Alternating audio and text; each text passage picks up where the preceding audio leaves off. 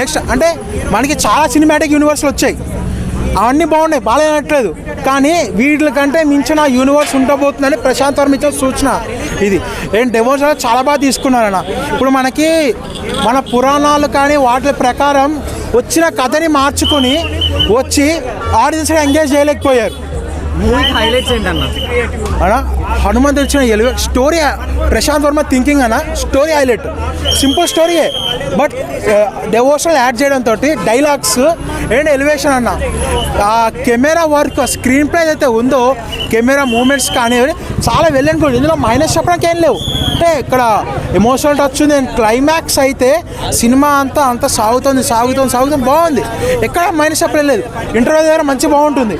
And ఇంకా second half వచ్చేప్పటికి main స్టోరీలోకి వెళ్తుంటే అండ్ నెక్స్ట్ అలా వస్తున్నప్పటికీ ఇంకా తెలియకుండా నీలం అయిపోతాం అందరూ. అసలు లిటరల్ క్లైమాక్స్లో మన చెవులకి హనుమాన్ చాలీసా వినిపిస్తున్నప్పుడు తెలియకుండా పాడేస్తాం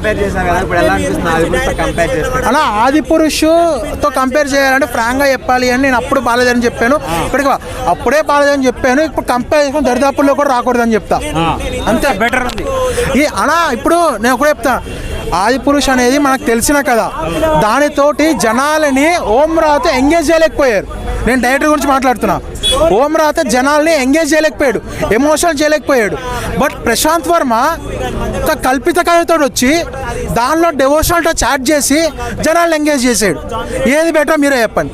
ఎలా ఉండబోతున్నాయి కలెక్షన్స్ కానీ, లేదంటే గట్టిగా వస్తాయన్నా. నాకు ఇక్కడ టాలీవుడ్ కలెక్షన్స్ అయితే చెప్పలేనండి, ఎందుకంటే పాజిటివ్ టాక్ వస్తుంది. రేపు స్క్రీన్స్ లేవు, 2-3 రోజులు తక్కువే ఉంటాయి.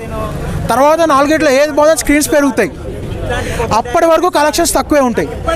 దాని తర్వాత సస్టైన్ అవుతే కనుక ఓటీటీలోకి లేట్గా రావాలి.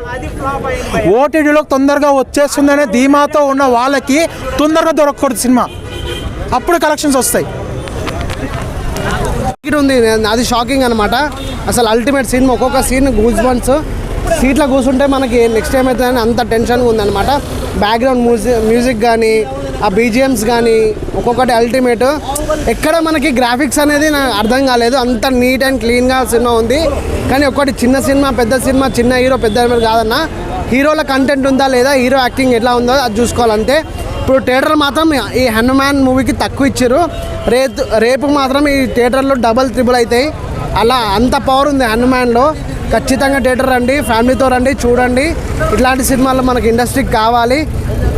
డైరెక్టర్ గారికి all the best. Second part 2 కోసం వెయిటింగ్ మనం.